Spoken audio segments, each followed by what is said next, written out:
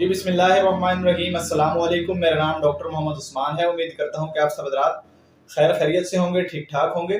तो व्यूअर्स, आज मैं आपको लंपी स्किन डिजीज़ के बारे में चंद ट्रिक्स ट्रीटमेंट बताने वाला हूँ, जो आप सीख कर या देख कर आप अपने जानवरों का इलाज बखूबी खुद कर सकते हैं। और मैं उसमें आपको थोड़ा सा अंग्रेज़ी और थोड़ा सा देसी दोनों साथ साथ बताऊँगा, और प्रेग्नेंट और नॉन प्रेग्नेंट जानवरों का ट्रीटमेंट भी आपको बताऊंगा कि आपने कौन सी कंडीशन में और किस सिचुएशन में क्या ट्रीटमेंट करना है। ठीक है। और साथ साथ 4 आपको ऐसे तरीके बताऊंगा जिनसे आप लंपी स्किन डिजीज़ को कंट्रोल कर सकते हैं। ठीक है, ताकि वो एक जानवर से दूसरे जानवर में ना फैले। तो वीडियो को पूरा देखें कोशिश करके। बाकी सबसे पहले मैं आपको इनकी अलामात दिखाता हूँ, जो कि आपको इस क्लिप में देखने को मिल जाएंगी। पहले आप अलामात देखें, फिर इसके ट्रीटमेंट पर और उन ट्रिक्स ट्रीटमेंट पर भी बात करते हैं।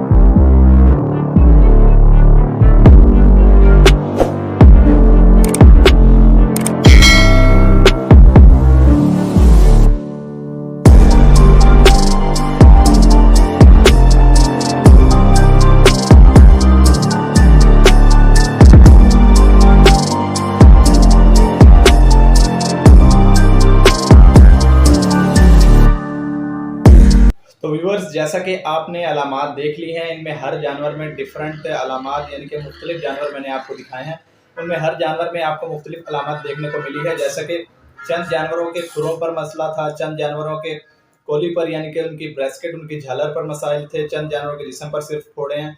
और बाकी इनसे हटकर भी मैं जो आपको बताने वाला हूँ वो ये हैं कि इनमें से इसी कंडीशन में, जैसा मैंने आपको अभी दिखाया है, इसमें चंद कंडीशनें ऐसी हैं जिसमें जानवरों को टेम्परेचर होता है, कई कंडीशन में जानवर को टेम्परेचर नहीं होता, और काफ़ी कंडीशंस ऐसी हैं जिसके अंदर जानवर का टेम्परेचर उतरने का नाम ही नहीं ले रहा होता। तो चलें, इनका जिसके अंदर जानवर को टेम्परेचर होता है उसका ट्रीटमेंट अलग है, जिसमें टेम्परेचर नहीं होता उसका ट्रीटमेंट अलग है, और जिसके अंदर टेम्परेचर नहीं उतरता उसका ट्रीटमेंट अलग है। ये तीनों मैं आपसे शेयर करता हूँ, इनके ट्रीटमेंट्स, और साथ साथ आपको बताता हूँ कि ये आपने इन तीनों के अंदर जो मेडिसिन यूज़ होनी है, और साथ साथ उसमें प्रेग्नेंट और नॉन प्रेग्नेंट जानवरों का ख्याल रखना है, वो ट्रीटमेंट और इनमें जो मेडिसिन यूज़ होनी है वो मैं आपको आज बताऊंगा। तो आपने बड़े गौर से और तफसील से वीडियो को लास्ट तक पूरा देखना है, ताकि आपको अच्छे तरीके से पता चल सके और आप अपने जानवरों का ट्रीटमेंट काफ़ी हद तक खुद कर सकें, और किसी हद तक इस बीमारी का कंट्रोल हो सके। तो व्यूअर्स, ये सारा ट्रीटमेंट करने से पहले मैं आपको बताता चलूँ कि आपको जो मेडिसिन अपने फार्म पर या अपने डेरे पर या अपने घर में जो रखनी होंगी, उन मेडिसिन की एक छोटी सी लिस्ट मैंने बनाई है। चंद मेडिसिन है वो मैं आपसे शेयर कर देता हूँ कि आपने अपने पास रखनी है, ताकि आप हर सिचुएशन में ट्रीटमेंट खुद कर सकें।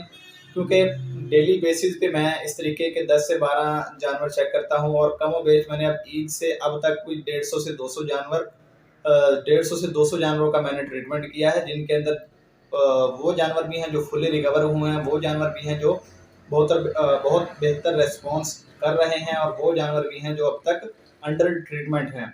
ठीक है। तो इस सारे मरहले में, इस सारे टाइम में मैंने जो सीखा और जो मेडिसिन यूज़ की हैं, डिफरेंट मेडिसिन मैंने यूज़ की हैं, बहुत ज़्यादा सारी मेडिसिन यूज़ की हैं, जिनमें से चंद मेडिसिन के जो मुझे बहुत ज़्यादा अच्छे रिस्पॉन्सेज आए हैं वो मैं आपसे शेयर करूँगा, ताकि आप भी डायरेक्ट वही मेडिसिन यूज़ करें और अपने जानवरों का ट्रीटमेंट कर सकें। तो उन मेडिसिन में सबसे पहले तो एक आपने मेप्रासॉन या एवल, अगर आपके पास इंजेक्शन है, एक तो आपने ये अपने फार्म पर रखना है। दूसरे नंबर पे आपने कीटोजेक या लॉक्सन या फ्लोमैग्लो, इनमें से कोई इंजेक्शन आपको मिल रहा है तो वो लाजमी अपने फार्म पर रखें। ठीक है। तीसरे नंबर पे एंटीबायोटिक की बारी आ जाती है। एंटीबायोटिक्स में आपने रखना है जी ट्राइबरसन का एक इंजेक्शन रख सकते हैं, या एमसीकोलाई। ठीक है, एमसीकोलाई, ट्राइबरसन या अमॉक्सिसिलिन, इन 3 एंटीबायोटिक्स में से एक एंटीबायोटिक आपने अपने फार्म पर लाजमी रखना है। ठीक है। इसके अलावा आपने आइवरमेक्टिन और साथ AD3 का इंजेक्शन और साथ एक लिवर टॉनिक हेपासेल का इंजेक्शन अपने पास लाजमी रखना है। ठीक है। तो इन्हीं चंद मेडिसिन के अंदर आप देख लेंगे इनके प्रेगनेंसी और यानी कि इनके प्रेग्नेंट और नॉन प्रेग्नेंट जानवर का भी ट्रीटमेंट होगा, बुखार जिनमें है जिनमें नहीं है, और इन सब जानवरों का ट्रीटमेंट इन्हीं मेडिसिन में हो जाएगा। और साथ आप अगर पेनाकॉर्ड का इंजेक्शन या कॉर्टिनॉल पी जो स्टार कंपनी का है उसका भी बहुत ज़्यादा अच्छा रिजल्ट है, तो वो मैं आपको बताता हूँ कि कैसे यूज़ करना है। तो व्यूअर्स, आपने अपने जानवरों का ट्रीटमेंट करने से पहले बस एक बात का ख्याल रखना है कि ये देखना है कि आपका जानवर प्रेग्नेंट है या नहीं, क्योंकि प्रेग्नेंट जानवर में मेडिसिन मुख्तलिफ लगेंगी और नॉन प्रेग्नेंट जानवर में मुख्तलिफ लगेंगी। ठीक है, जस्ट आप स्टेरॉयड जैसा कि मैंने आपको पेनाकॉर्ड या कॉर्टिनॉल पी बताया है, ये प्रेग्नेंट जानवरों में ये नहीं लगेगा, नॉन प्रेग्नेंट जानवरों में आप इनको यूज़ कर सकते हैं। बाकी ट्रीटमेंट तकरीबन सारे जानवरों का सेम होगा। जैसे मैंने आपको बताया कि एंटी एलर्जिक एवल इंजेक्शन आपने लाजमी देना है कि जानवर को टेम्परेचर है या नहीं है। ठीक है, एवल या मेप्रासॉन आपको जो भी मिलता है आप वो लाजमी यूज़ करेंगे। अगर आपका जानवर ऑफ फीड है तो उसको आप हेपासेल, जैसा कि मैंने आपको इंजेक्शन बताया है, हेपासेल का इंजेक्शन 15 से 20 ml उसको इंट्रामस्कुलर देंगे। ठीक है, साथ एंटीबायोटिक में आप उनको, जैसे मैंने अमॉक्सिसिलिन बताया है, ट्राइबरसन बताया या एमसीकोलाई, इनमें से कोई भी आपको अवेलेबल है तो इनमें से आप कोई भी यूज़ कर सकते हैं। ठीक है, जस्ट आपने देखना है कि जानवर को टेम्परेचर है या नहीं। अगर जानवर को टेम्परेचर है तो भी आप ये एनसेड ग्रुप यूज़ करेंगे, जैसा कि कीटोजेक्ट है या फ्लोनेक्सिन ग्रुप हो गया, कीटोप्रोफिन ग्रुप हो गया, ये आप यूज़ करेंगे। बस आपने ख्याल ये रखना है कि आपका जानवर अगर प्रेग्नेंट है तो प्रेग्नेंट जानवरों में आपने फ्लोनेक्सिन ग्रुप यूज़ करना है कोशिश करके। अगर जानवर आपका नॉन प्रेग्नेंट है, यानी कि जानवर आपका गब्बन नहीं है, प्रेग्नेंट नहीं है, तो आप उसको कीटोप्रोफिन ग्रुप भी यूज़ कर सकते हैं। साथ साथ आप मिलॉक्सिकेम ग्रुप भी यूज़ कर सकते हैं इनमें, नॉन प्रेग्नेंट जानवरों में भी और प्रेग्नेंट जानवरों में। ठीक, तो व्यूअर्स, मैं यहाँ पर आपको एक बात बताता चलूँ, जैसा कि मैंने आपको एनसेड ग्रुप के बारे में बताया है, आपने ये क्यों यूज़ करना है और इसके क्या फंक्शन है, इसका क्या काम है। जैसा कि व्यूअर्स आप देख रहे हैं कि जानवरों के गोडों में या जोड़ों में इनके सोजन है, इनके जिस्म पर दाने हैं, जानवर अच्छे तरीके से चल फिर नहीं सकते, जानवर अच्छे तरीके से उठ नहीं सकते और इजीली बैठ नहीं सकते, इनकी झालर पे भी सोजन है, अक्सर जानवरों के पाँव पे भी ज़ख़म बने हुए हैं, जैसा कि आप इसमें देख रहे हैं। तो आपने जस्ट एनसेड ग्रुप इसलिए यूज़ करना है कि एक तो अगर आपके जानवर को टेम्परेचर है यानी कि बुखार है तो एनसेड का ये फ़ायदा हो जाएगा कि एक तो उनका टेम्परेचर कम हो जाएगा, दूसरा उनके जिस्म में जो दर्द है, जो दानों की वजह से पेन है, ठीक है, वो कम हो जाएगी, और अगर उनको बुखार है तो बुखार भी कम हो जाएगा। ठीक है, अगर आपके जानवर का टेम्परेचर टूट जाए या नहीं टूट रहा तो आप एनसेड ग्रुप सुबह या शाम 12 घंटे के वक्फे से 2 मरतबा भी यूज़ कर सकते हैं। ठीक है, एनसेड जैसे कि मैंने आपको कीटोजेक्ट, फ्लोमैग्लो या लॉक्सन, इनमें से कोई भी आप यूज़ कर सकते हैं। बस आपने ये ख्याल रखना है कि प्रेग्नेंट और नॉन प्रेग्नेंट जानवर की मेडिसिन का आपने जस्ट यही ख्याल रखना है। ठीक है, बाकी इसके अलावा एंटी एलर्जिक आपने यूज़ करना है। अगर आपके जानवर का टेम्परेचर टूट जाए यानी कि टेम्परेचर ख़त्म हो जाए तो उसको आपने अगले दिन एंटी एलर्जिक के साथ AD3 और साथ आइवरमेक्टिन उसको सब कट कर देना है। साथ उसको जो मैंने एंटीबायोटिक्स बताए हैं उनमें से लाजमी कोई ना कोई एंटीबायोटिक उनको 15 से 20 ml दें।